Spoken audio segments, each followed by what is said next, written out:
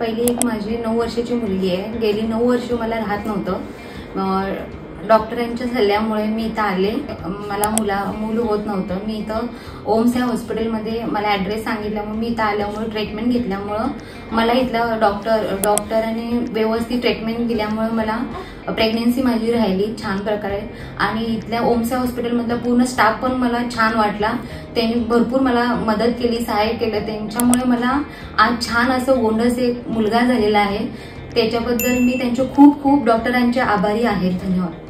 माझा प्रवीण मिसाळकर नावाचा मित्र होता. त्यांच्या मिशीची ट्रीटमेंट ह्या ओमसाई हॉस्पिटलमध्ये चालू होती आणि त्यांनी मला सरांचा रेफरन्स दिलेला. त्यांनी सरांविषयी भरपूर काही म्हणजे सांगितलेलं की डॉक्टर एक नंबर आहेत आणि ट्रीटमेंट खूप चांगली चालते या ठिकाणी आणि तुम्ही ट्रीटमेंट चालू करा.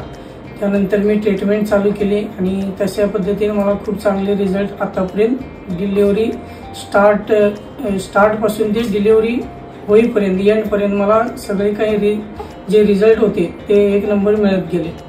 जेव्हा मी मम्मी सोबत आधीपासून आले ना तेव्हा मला काय माहिती नव्हतं.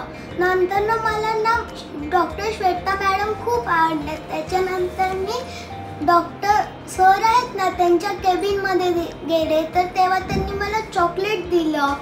परत मला ओमसाई हॉस्पिटल खूप आवडलं आणि इकडच्या ज्या सिस्टर किंवा बाकी मावशी आहेत त्या मला खूप आवडल्या.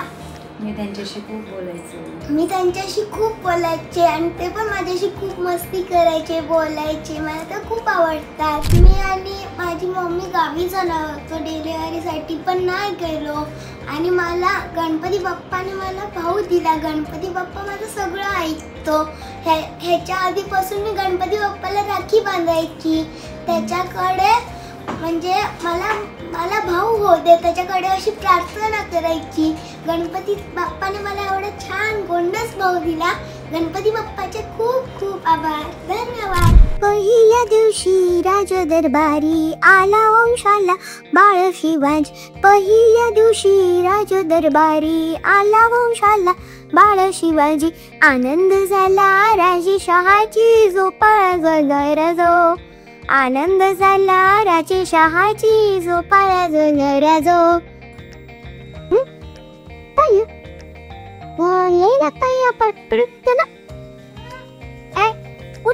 तू गुण मस्त दिलाय का?